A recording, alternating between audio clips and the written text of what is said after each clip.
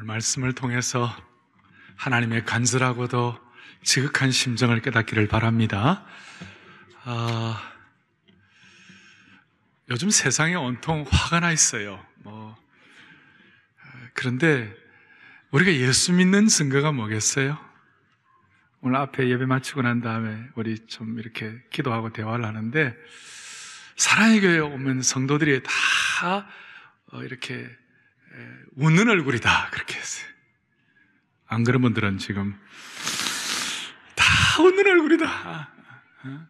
우리가 세상 앞에 온통 화가 나, 우리나라만 화가 나 있는 게 아니에요. 지금 유럽도 화가 나 있고, 아프리카도 화가 나 있고, 미국도 지금 화가 나 있고, 그래가지고 가는 데마다 사람들이 굳어져 있어요. 근데 여러분, 내가 예수를 믿었다, 신앙을 가졌다는 증거가 뭐예요? 여러분, 얼굴이 지금 다 달라지시네요, 지금. 왜 처음부터 그렇게 안 하세요? 그 저도 마찬가지고. 오늘 참 암예배 때 전력 투구를 하다 보니까 굳어질 수가 있는데, 오늘 우리 모두에게, 저에게는, 제 입장에서는, 그런데 예수님만이 주실 수 있는 진정한 기쁨, 웃음 넘쳤으면 좋겠어요. 늘 얘기하지만 증오가 기쁨을 못 이깁니다. 증오가 기쁨을 못 이깁니다. 미움이 사랑을 못 이깁니다. 오늘 그 신앙의 본질을 좀 확인할 수 있도록 은혜 주시면 좋겠습니다. 사람마다 그의 생애를 통하여 어떤 그 신앙의 난관이 있고 어려움이 있을 때마다 이 장애물을 돌파하는 그런 붙잡는 평생의 말씀이 있어요. 마르틴 루터와 함께 종교개혁 시대에 그 참 귀한 사역을 했던 필립 멜랑톤이라고 있어요. 그는 늘 평생에 로마서 8장에 있는 것처럼 하나님이 나를 위하시면 누가 나를 대적하랴.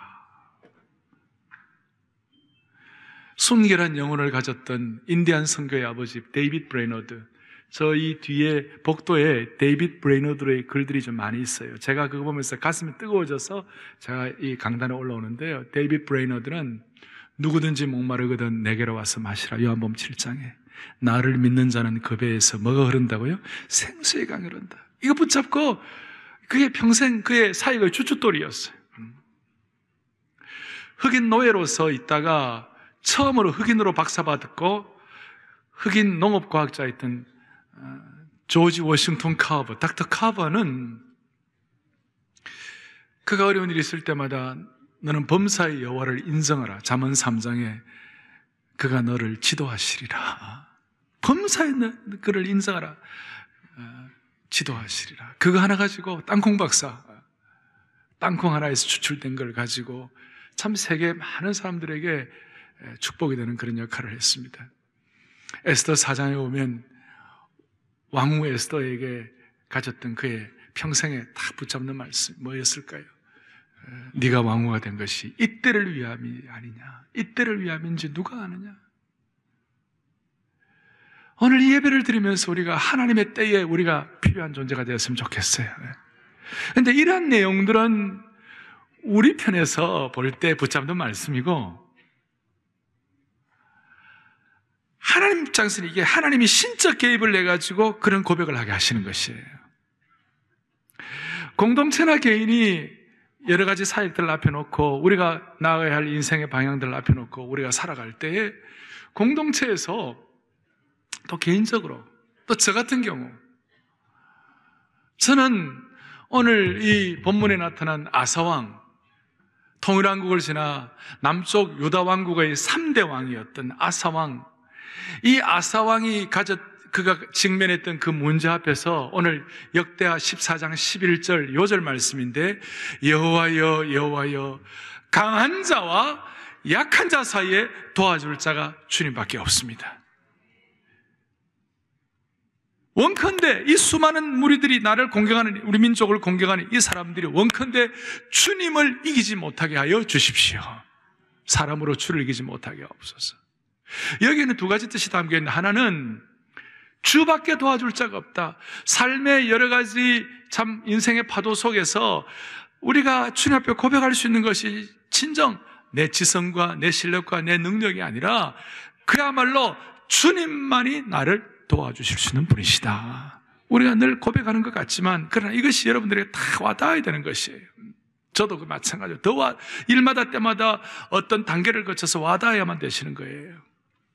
주님만이 도와주신 유일한 분이시다. 주님만이 문제 해결의 유일한 분이시다. 그렇게 해요.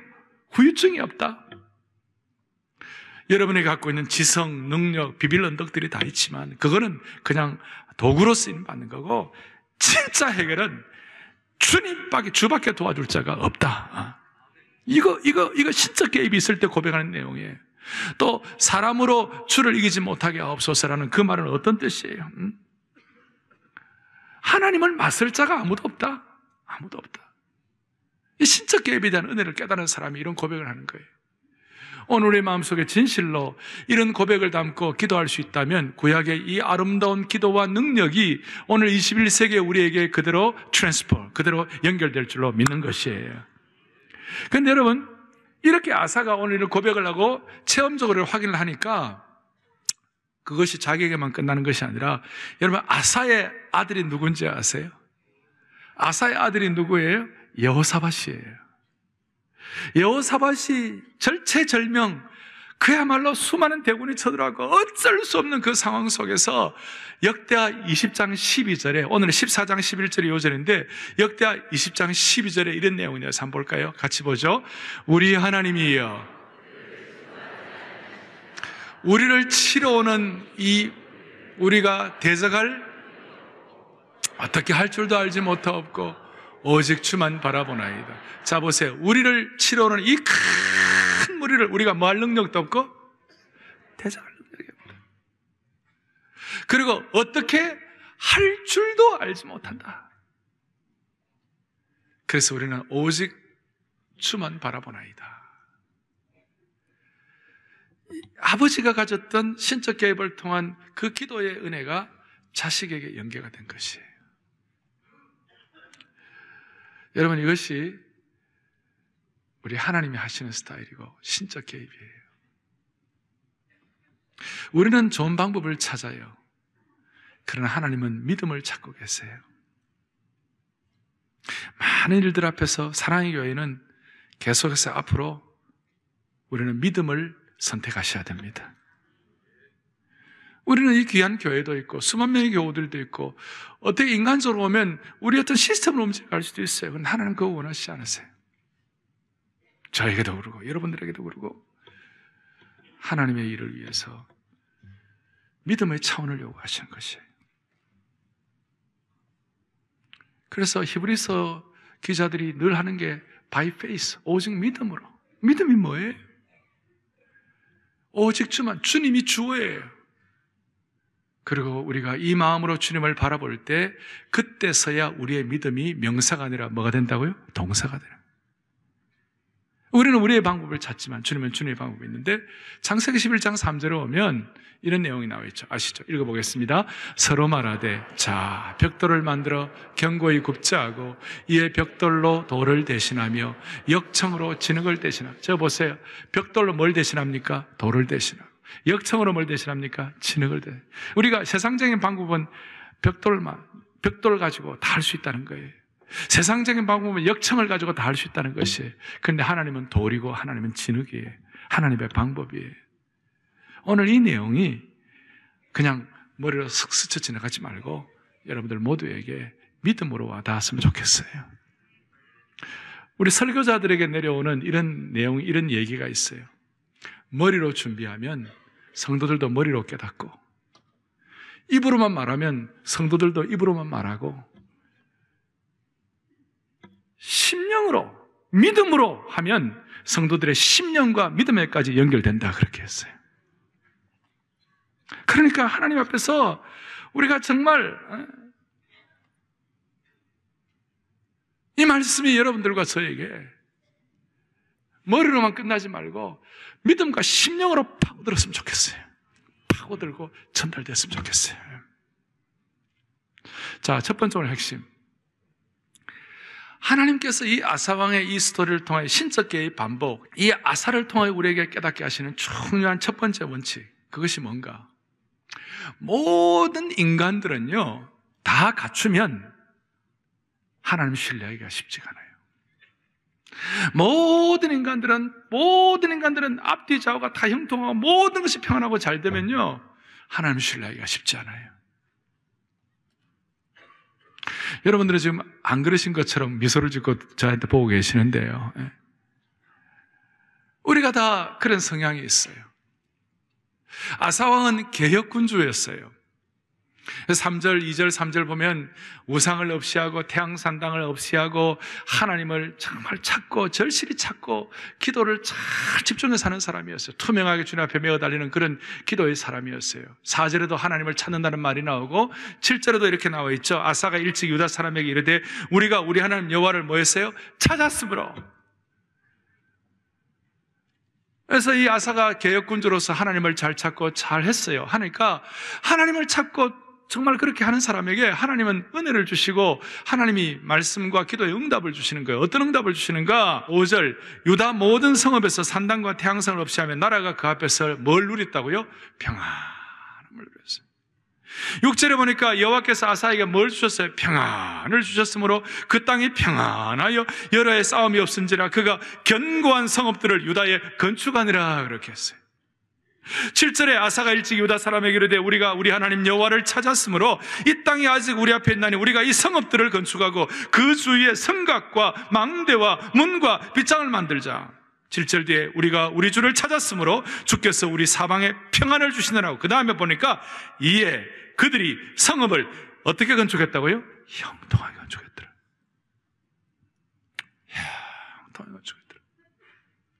하나님은 아사에게 형통과 평안을 주셨어요. 그리고 성읍과 망대와 요새와 성곽을 형통하게 건축하게 하셨어요. 더더구나 아사가 받은 축복이 뭐냐면 8절인데 아사의 군대는 유다 중에서 큰 방패와 창을 잡는 자가 30만 명이요 베냐민 중에서 작은 방패를 잡아 활을 당기는 자가 28만 명이었더라. 그 다음 8절 뒤에 그들은 다 어떤 용사였어요? 큰 용사였어요. 큰 용사였어요. 58만 명의 강병이 있고 그 다음에 큰 방패부대가 있고 창부대가 있고 작은 방패부대가 있고 활부대가 있어요. 성읍과 망대와 요새가 형통하게 건축이 되었고 활부대, 방패부대, 창부대, 작은 방패부대, 그 당시로 말하면 현대적인 전략을 구사하는 당대 아주 그냥 강력한 보호막이 형성이 됐어요. 그리고 58만 명의 강병을 갖게 됐어요. 이렇게 될 때 그 다음에 어떤 일이 일어날까? 이것이 중요한 것이에요. 나중에 뒤에 이제 연결되는 걸 보면 우리가 구약학자들과 신학자들 또 말씀을 해석하는 분들이 같이 동의하는 것은 뭐냐면 이때 아사가 자칫 잘못하면 어긋날 수가 있었다. 왜? 모든 게 다 갖춰졌으니까. 모든 게 다 갖춰졌으니까. 58만의 강병, 현대적인 전략, 그리고 성읍과 망대와 요새가 형통하게 건축되어가지고 아주 그냥 금성철벽을 이루는 그런 축복을 받았어요. 이때 어떻게 할 것인가? 하나님은 하나님의 사람을 쓰실 때 많은 경우 신앙의 일막으로 주님 순종하고 잘하면 그의 성격이 좀 온유하든지 이삭처럼 좀 그렇게 한 사람들에 대해서는 그냥 형통과 평안으로 해가지고 끝나는 인생이 있고 또 하나님께서 그 사람을 통하여 새로운 신앙의 차원을 올리려고 새로운 걸 하기 위하여 하나님께서는 어떻게 하시는가? 반드시 신앙의 챕터 2 제2막에서 하나님이 다루시는 원리가 있어요. 그 원리가 뭐냐면 사람의 부패한 본성이 있다는 것이, 그 사람의 부패한 본성은 뭐냐면 아담의 모든 자손들은 형통하고 평안하고 잘되고 모든 것이 순적하게 굴러가면요 그 자기가 누리는 형통과 평안함과 좋은 환경을 하나님이 안 도와주셔도 자기 힘으로 그것을 유지하려고 하는 독특하고 부패한 본성이 있는 것이에요. 오늘 말씀을 듣는 여러분들은 안 그런 것처럼 저를 딱 쳐다보시는데 우리에게 이런 속성이 있어요. 다시 얘기합니다. 모든 것이 형통하고 잘되고 다 완벽하게 잘 이루어져 있으면 사람의 부패한 본성은 뭐냐면요 그 귀하고 잘 누리는 것들을 누가 좀 옆에 안 건드려도, 누가 좀 안 도와줘도 내 힘과 내 능력과 내 실력만으로 그것을 유지하려고 하는 독특한 본성이 있다는 것이에요. 그것은 하나님 편에서 볼 때, 하나님의 사랑하는 자의 입장에서 보면 망하는 길이에요. 이것은 참으로 영적으로 보면 너무나 이거는 슬픈 일이에요. 그래서 수많은 사람들이 스타트윙을 잘하지만, 시작은 잘하지만 피니싱을 끝이 좋지 않아요. 여러분, 그런 차원에서 욥은 훌륭한 사람이에요. 욥은 당대의 의인이고 그가 재물과 자녀들과 모든 것이 완벽하고 좋았어요. 그럴 때도 욥은 자기 자신을 조심조심 해가지고 욥기 1장에 보면 자기 자녀들이 혹시 마음으로라도 하나님께 범죄할까 걱정해서 하나님께 제단 쌓고 다 주님 앞에 부복하는 그런 삶을 살았어요. 사랑하는 교우들이여, 우리가 좀 삶의 풍랑이 있고 많은 가정들이 있습니다만은, 또 어떤 분들은 형통과 평안을 갖고 있습니다만은, 이 가운데 우리는 하나님이 도와주지 않으시면 그야말로 우리 입장에서는 여호와여 강한 자와 약한 자 사이에 도와줄 자가 주님밖에 없다고, 그렇게 메어들리는 집중력을 평생 유지할 수 있도록 하나님의 신적 개입의 반복이 있기를 간절히 바랍니다. 별로 좋아 안 하시는 것 같아요. 그래도 사실 그렇게 해야 돼요. 우리가 너무 건강이 좋아가지고, 너무 건강해가지고, 건강하지 않고 그냥 자기 몸 가누기도 힘들면 그저 아내만 바라보고, 아내 뒤꿈치만 바라보고, 당신밖에 없다고, You are my sunshine, 그렇게 할 터인데, 너무 건강하고, 너무 잘나고, 너무 좋으면 아내 위에 다른 여자의 관계를 막 하고 말이죠. 그건 하나님 보실 때는 아니잖아요. 차라리 건강한 것보다도 조금 건강이 약해가지고 주님만 집중하는 거, 그것이 어떨 때는 주님이 보시기에 더 좋다 이 말이에요. 너무 돈이 많고 너무 모든 것이 완벽해가지고 사회적으로 너무 잘 나가고 자기 마음대로 하나님 없이도 교만한 그거보다는 조금 부족해가지고 주님 앞에 오직 주만 바라보나이다라고 겸손하면 그것이 더 나을 수 있다 이 말이에요. 여러분, 이거 당연하다 생각하지 말고, 이걸 머리로 받아들이지 말고 믿음으로 받아들이기를 바랍니다. 벽돌과 역청으로 받아들이지 말고 돌과 진흙으로 받아들이시기를 바라요. 명사로 받아들이지 말고 동사로 받아들이시기를 바라요, 이 내용을. 그래서 하나님은 이거 안 되겠다, 하나님께서 다듬으시는 거예요. 그래가지고 이제 9절에 구스 사람 세라가 그들을 치리하여 군사 100만 명과 병거 300대를 거느리고 마레사 이르가지고 마레사 스바다 골짜기에 전열을 갖추고 골짜기에서 싸우게 했어요. 그렇게 하신 하나님의 특별한 뜻이 있어요.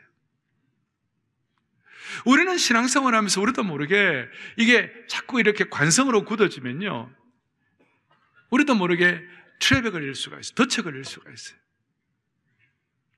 예수님 시대에도 덫에 걸린 신앙인이 있어요. 바리새인이에요. 신앙생활 하다 보면 우리가 이런 프레임에 내 잘못된 내식 신앙생활의 프레임에 빠질 때가 있어요. 예수님 시대 때 가장 두 계층의 문제가, 하나는 귀신 들린 자예요. 귀신 들린 자는 고함을 지르고 거품을 일고 난리가 났어요. 그런데 주님 귀신 들린 자 볼 때마다 주님은 너무 불쌍히 여기셔가지고 군대 귀신도 쫓아내게 하시고 거품 들린 귀신도 쫓아내게 하시고 귀신 들린 자를 정말 정신을 온전케 하시고 주님이 그 귀신을 쫓아내 주셨어요. 그런데 주님 바리새인 보고는요, 뭐라고 얘기하셨냐? 회칠한 무덤이라고 그랬어요. 위선자라고 그러고 막 뭐라 그러셨어요. 그런데 이 바리새인은 하나님을 제일 잘 섬긴다고 생각했어요. 하나님 제일 잘 섬기는 결과가 뭐냐? 예수님을 십자가에 못 박았어요. 만약에 하나님께서 바리새인의 신적 개입을 해가지고 그를 왕창 깨뜨리시고 그의 인격을 다듬으시고 그가 하나님밖에 없다고 주만 바라보느라고 벅벅벅벅 이렇게 주님 앞에 절절 이렇게 했으면 바리새인은 안 되었을 거예요. 여러분, 대표적인 바리새인이 누구예요? 대표적인 왕 바리새인, 짱 바리새인 누구예요? 바울 사도예요. 믿기 전에 바울 사도예요. 얼마나 강구했던지, 바리새파로서의 이 바울 사도는 율법사로서 얼마나 대단했는지, 과거에 변화되기 전에 바울, 사울로 있을 때 자기는 신앙이 너무 좋아가지고 자기가 신앙이 최고인 줄 알고 어떻게 했냐? 스데반을 죽인 거예요. 얼마나 안타까운 일이에요. 그의 교만, 그의 폭력성, 그의 어리석음은 말로 다 할 수 없었어요. 그런데 자기는 신앙 제일 좋은 줄 알았어요. 왜 그런지 아세요? 바리새인의 특징은 뭐냐면요, 자기 신앙으로 남을 판단하는 것이에요. 우리는 우리의 인생을 하나님의 신적 계획을 통한 거울로 봐야 돼요. 그래서 나를 자꾸 돌아봐야 돼요. 그런데 우리는 자꾸 남들을 내 신앙의 프레임으로 남들을 비판하고 정죄하는 것이에요. 그러니까 남들은 돋보기로 바라보고 자기는 망원경으로 바라보는 거예요. 유명한 얘기예요. 참 안타까운 일이에요. 바리새인을 우리도 욕할 필요 없어요. 우리에게는 속성이 다 있는 것이에요. 그래서 우리는 주님 앞에 설 때까지 우리는 늘 겸손히 주를 섬길 때 우리는 늘 주님 앞에 자신을 돌봐. 그러니까 우리 주님 앞에 설 때까지 자신은 거울로 보고 남들은 돋보기로 보지 않기를 바랍니다. 대답도 안 하시네요. 자신은 현미경으로 보고 남들은 망원경으로 봐야 되는데 자신은 망원경으로 보고 남들은 현미경으로 보는 것이에요. 아마 아사도 오늘 이런 걸 겪지 않으면 똑같이 바울 사도처럼 됐어요. 바울 사도가 변화되기 전에 그 어리석은 바리새인처럼 돼요. 하여튼 자기가 잘한다고. 그리고 스데반 죽이고 난 다음에도 자기 의가 충만해가지고 다메섹에 있는 사람 다 때려 죽이려고 또 말 타고 허가장 받아가지고 똑같은 바리새인들 끼니까 허가장 주고 또 올라가는 거예요. 그러면서도 신앙 제일 좋은 줄 알았어요. 이게 정말 통제라해, 통제라. 가슴 아픈 일이에요. 그래서 하나님은 신적 개입을 통하여 하나님은 강한 사울은 하나님이 죄송합니다 성격대로 다루신 거예요. 성질대로 그냥 말에서 확 터뜨려가지고 꼼짝도 못하게 만드시는 거예요. 오늘 우리에게 이런 속성이 있음을 깨닫고 주님 이 말씀을 통하여 좋은 것, 귀한 것, 아름답고 하나님이 형통과 평안을 주신 것을 내 능력과 내 실력으로만 유지하려고 하는 그 본성을 깨뜨려 주시고 그 가운데서도 정말 잘 되어도 오직 주만 바라보나이다. 오직 주만 바라보나이다. 거기에 신앙의 깊이가 생기고 거기에 참된 겸손이 있고 거기에 다듬어짐이 있고 영적인 머추리티, 그리고 아무리 어려워도 제가 서두에 낸 대로 웃음을 놓치지 않을 수가 있는 것입니다. 평안한 얼굴이. 자, 하나님이 그러면 어떻게 우리의 이 본성을 다루시는가? 우리가 감당할 수 없는 걸 가지고 다루세요. 아사에게 구스 사람 사라, 구스의 지도자가, 에초피아의 지도자가 100만 명의 대군을 가지고 올라왔어요. 만약에 한 5만 명이나 10만 명쯤 데리고 왔으면 아사가 좀 코웃음 쳤을 거예요. 무슨 5만 명, 10만 명 가지고 우리 58만 명의 강군을 이길 것인가 이렇게 생각했을 거예요. 그리고 더 기가 막힌 것은 병거 300대, 철병거 300승을 가져왔어요. 아까 아사가 활부대, 장부대, 작은 방패부대, 큰 방패부대, 그 당시로서는 현대적인 전략을 구사한다고 그랬어요. 자기 어떤 노하우를 가지고 우리는 뭐 늘 이긴다 이렇게 생각했는데 철병거 300대가 오니까 이거는 그냥 완전히 그냥 그 앞에서 꼼짝을 못하는 거예요. 구약학자들은 아사의 그때 활부대, 창부대, 방패부대는 대개 청동기로 그 무구들을 갖추었다. 청동기 무구다. 그런데 이 철병거는 이 철기 문화다. 그러니 그 강력한 강한 철 앞에서 청동기는 다 깨져나가는 거예요. 꼼짝도 못하는 거예요. 자기가 최고로 자신했던 것이 아무것도 아닌 거예요. 더더구나 스바다 골짜기의 전쟁을 싸움 장소가 어디냐? 골짜기에서 싸우게 한 거예요. 만약에 저들이 100만이 쳐들어오더라도 자기가 성읍과 망대와 요새와 성곽을 형통하게 건축했기 때문에 그 안에서 농성하고 그 안에서 한 달이고 두 달이고 6개월이고 버티고 있으면 100만 명 들어왔는데 그 보급부대 누가 다 보급할 거예요? 뭐 에초피아에서 올라오면 얼마나 올라오겠어요? 아마 제풀에 지쳐서 떨어져 나갈 거예요. 그런데 하나님은 그거조차도 허락하지 않으시고 네가 의지하는 성곽과 망대와 요새 다 무용지를 만드시고 저 밑에 골짜기에 내려가라. 그렇게 하시는 거예요. 그래서 우리는 그럴 때 아사는 가슴 아리를 하는 거죠. 오죽하면 강한 자와 약한 자 사이에 도와줄 자가 주님밖에 없다고 이렇게 참 비탄 어린 기도를 하겠어요. 그러나 지나고 보면 그 기도처럼 아름다운 기도가 어디 있어요? 그리고 그때가 아사에게는 위기고 절대절명의 시기이지만 사실은 영적으로 보면 위기가 아니에요. 그러니까 하나님의 스타일은 우리의 부패한 본성을 이겨내기 위하여 어떻게 하시는가 하면요, 우리의 내면을 꿰뚫어 보시고 우리가 의뢰하는 것들, 우리가 이거 없으면 안 된다라고 생각하는 그 모든 것들을 무용지물로 만드시는 것이에요. 이게 참 힘들어요. 그리고 싫어요. 이게 우리가 인간이기 때문에.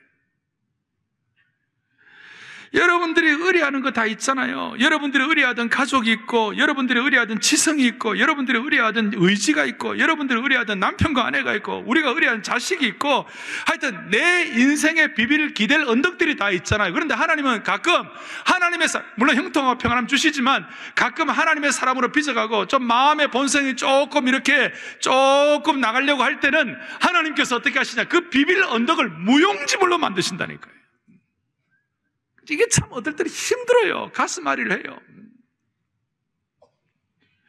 그러나 이 과정을 잘 거치면 우리의 기도의 수준이 달라지고, 말씀을 듣는 능력이 달라지고, 우리의 명사의 삶에서 동사의 삶으로 바뀌게 되고, 우리가 주님 앞에 간절히 나갈 때 하늘 보좌를 움직이는 축복을 받게 되는 것입니다. 베드로가 갖고 있는 비빌 언덕이 뭐였어요? 베드로가 업으로서 힘들고 어렵지만, 그러나 베드로가 갖고 있는 최고의 비빌 언덕은 갈릴리 바다에서 고기 잡는 업으로서의 전문성이었어요. 최고의 전문성이었어요. 그리고 고기잡이 잘하는 것으로 잔뼈가 굵었어요. 근데 그건 인생의 일막이에요. 근데 예수님께서는 베드로라고 인생의 새로운 죄의 이막, 고기 잡는 어부가 아니라 사람 낚는 어부로서의 새로운 차원의 삶을 살기 위해서는 그거 갖고 안 된다. 너 인생의 전문성 갖고 안 된다. 이제 너는 한 차원 올라가야 한다. 그것이 뭐냐? 오직 주만 바라보나이다. 강한 자와 약한 자 사이에 도와줄 자가 주님밖에 없다는 것. 이걸 그의 삶으로 체득하게 하시는 거예요. 어떻게 하시는 거예요? 주님께서 나타나셔가지고 누가복음 5장 마지막 요한복음 제일 뒷부분에서 뭐라고 말씀하시는 거예요? 깊은 데 가서 그물을 던지라. 깊은데, 오전에 깊은데 고기가 없어요. 베드로는 전문가예요, 고기에 대해서. 예수님은 목수예요, 목수. 목수가 어부에게 이렇게 생각할 수 있지만 그거 다듬으시는 거예요. 네가 알고 있는 세계관이 전부가 아니야. 또 오른쪽 배 오른편에 그물을 던졌는데 밤새도록 베드로가 고기 잡는 데 애썼는데 오른편 왼편 다 해봤겠어요? 안 해봤겠어요? 오른편 해봤을 거라고. 오른편 던져봤을 거라고. 그렇게 예수를 내가 오른편에 해봤습니다. 해봤는데 없습니다. 내가 실증적으로 다 알고 있는데 주님 또 너무하시네 이렇게 말할 수 있는데 주님은 그래도 오른편 가서 그물을 던져라. 여러분, 우리가 주님 섬기는 어떨 때는 이해 안 되는 부분 많아요. 우리가 오른편 다 해봤는데 또 오른편 하라고 하시는 그런 주님의 음성을 들을 때가 있는데 우리가 참 기가 막힌 거예요. 그럴 때는 어떻게 해요? 그렇지만 그때 우리가 사람 낚는 어부가 되기 위해서는, 고기 잡는 어부가 아니라 사람 낚는 어부가 되기 위해서는 그 과정이 필요하다고 생각하시는 거예요. 오늘 주님이 이 시대, 오늘 이 상황, 저와 우리 공동체와 여러분 가정에 깊은 데가 그물을 던져라, 말이 안 된다고 생각하는 그 문제, 그리고 오른편에 그물을 던져라는 그것이 무엇인지 주님께서 머리가 아니라 마음으로, 믿음으로 확인할 수 있는 그런 내용들이 있었으면 좋겠어요. 그래서 이 신적계의 반복의 중요한 정점 중에 하나는 내가 의뢰하던 성읍, 망대, 요새, 현대적인 전략, 그 모든 것들을 완전히 무용지물되게 하시고 뒤끝이 타게 하셔서 주님만 의뢰하게 하시는 거예요. 여러분, 뒤끝 한다는 말 아십니까?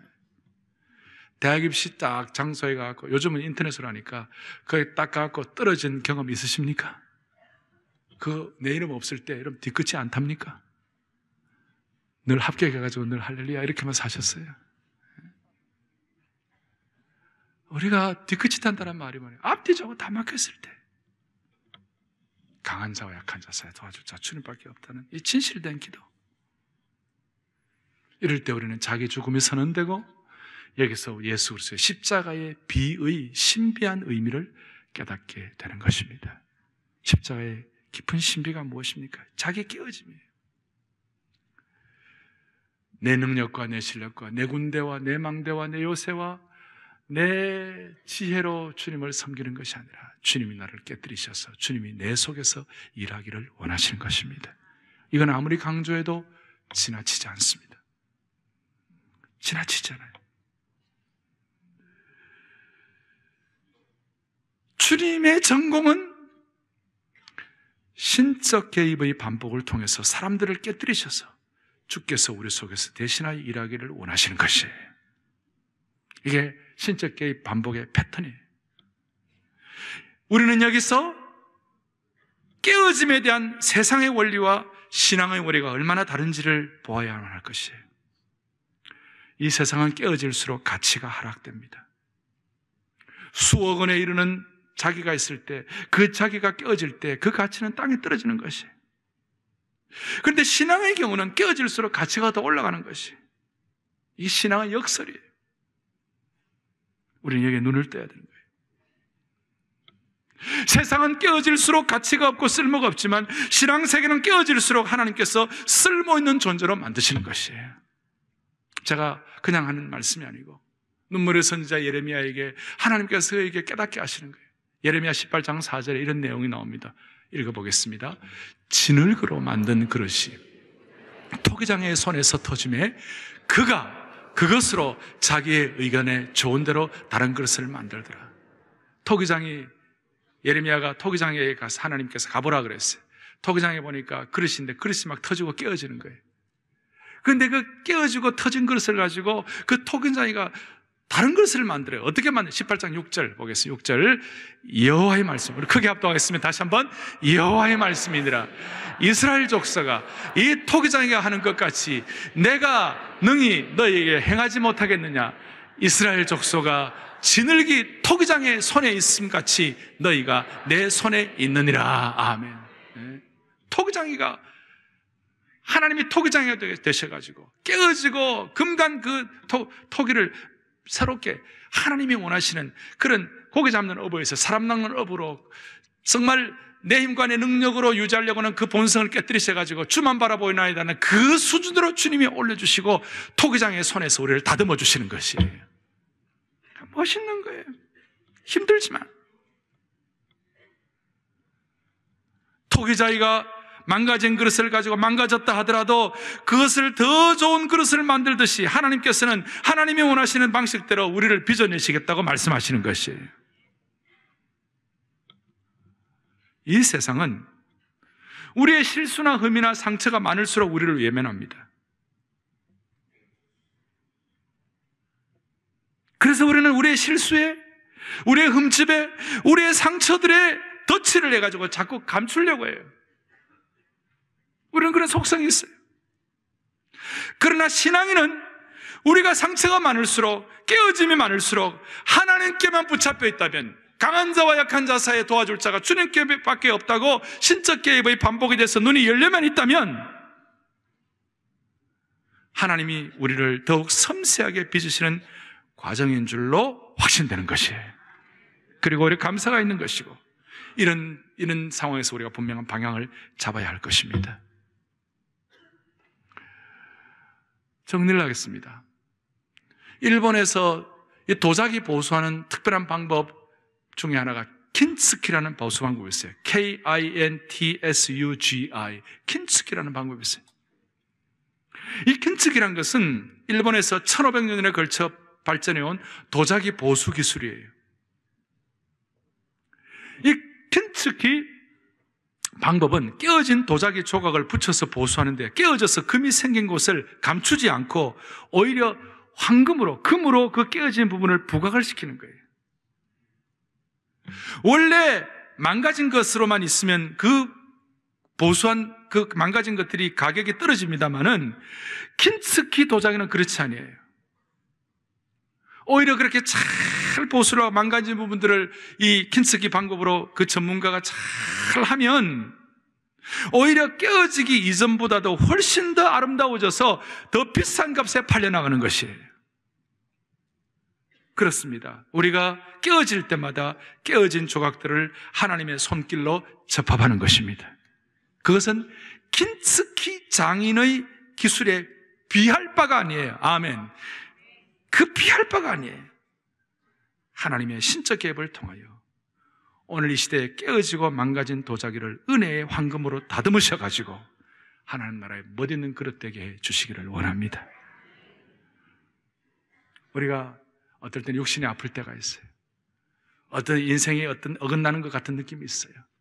그럴 때 오늘 하나님께서 하나님의 손으로 다 긴스키 방법보다도 100배 1000배 더 나은 하나님의 손으로 은혜의 황금 예술로 우리를 다듬으셔가지고 모두가 다 사람 낚는 어부, 믿음과 마음으로 반응하는 믿음의 동사의 삶을 우리 모두에게 허락해 주시기를 바랍니다.